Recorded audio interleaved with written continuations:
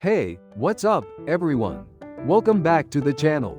Today, we're diving into something that can be a real headache: spongy brakes. You know, when you squeeze that lever and it just doesn't feel right, like it goes all the way to the handlebar and barely stops? Yeah, that's a spongy brake. And it's a serious safety issue. So, what causes this? The culprit is usually air trapped in your brake lines.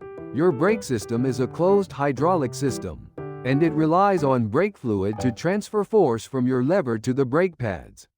When air gets in there, it compresses, reducing effectiveness. That's why you get that soft feel and longer stopping distance. How does air get in? It can happen in a few ways. Sometimes, it's a small leak. Other times, it's because you've worked on your brakes, like changing pads. And sometimes, it happens over time as the brake fluid absorbs moisture.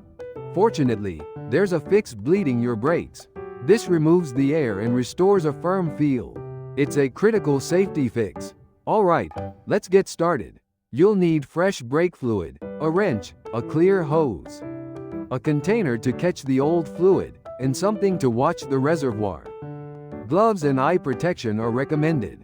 First, make sure your bike is secure. Now, locate the brake fluid reservoir. It's usually on the handlebar.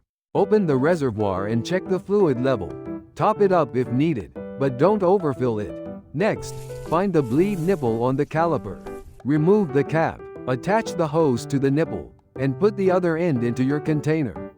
Now, for the bleeding process. Squeeze the lever and hold it. Loosen the bleed nipple. You should see bubbles and old fluid. Once the lever hits the handlebar, tighten the nipple. Release the lever. Repeat this, squeezing the lever, opening the nipple, closing it, and releasing. Keep repeating until you see no more bubbles. Keep an eye on the fluid level in the reservoir and top it up as needed. Once you're confident you've removed all the air, tighten the nipple firmly. Reinstall the cap, top up the reservoir, if needed, and close it. Give your brakes a good squeeze. If they're still spongy, repeat the process. And that's it, you've successfully bled your brakes. This improves braking performance and safety. Dispose of your used brake fluid properly. Check with your local auto parts store for instructions.